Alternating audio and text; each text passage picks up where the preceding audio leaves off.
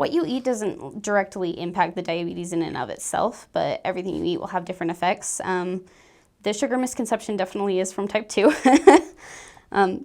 Because as a type 2, as I mentioned, it's normally from bad eating habits that you'll start to build up more of a tolerance to the insulin.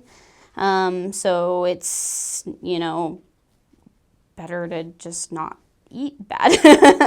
But as a type 1 where you're not producing insulin anyway, it doesnit hurt to eat sugar. Now, is it great for you? No, it's not great for you whether you're diabetic or not.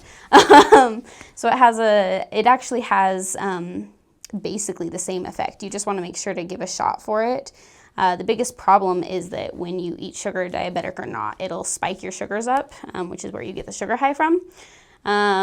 But because of that, it spikes your sugars up as a diabetic too. So you just need to make sure to give a shot beforehand and then not stress about it for the next half an hour. Because if you have something like a continuous glucose monitor, if you eat a cupcake, your glucose monitor is going to like freak out and like spike up. But if you've already given a shot right before eating, then it'll come back down. It just takes like half an hour-ish.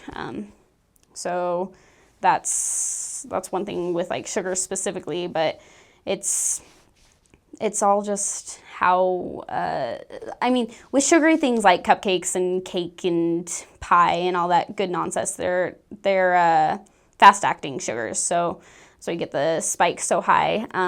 That's also actually the same thing for like breads and pastas, have basically the same effect as those sugary things. There's other things like meat. Meat is literally the worst thing as a diabetic. I love it, but it is so hard to manage because meat takes about 6 hours to break down and start affecting you. So there's a thing, if you have a pump, you can put it in, I don't remember exactly what it's called, but you can basically say that you're having this meat and you need to get a shot 6 hours from then for when that all breaks down and gets processed in your body.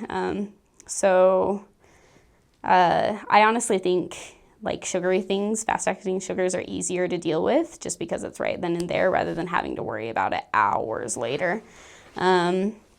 Not to say that you shouldn't eat meat, and honestly, it's actually a really good idea to eat like meats and proteins and stuff if you're like going on a hike or something, because then it will kick in later when you're out and about and being active, which is right when you need it to.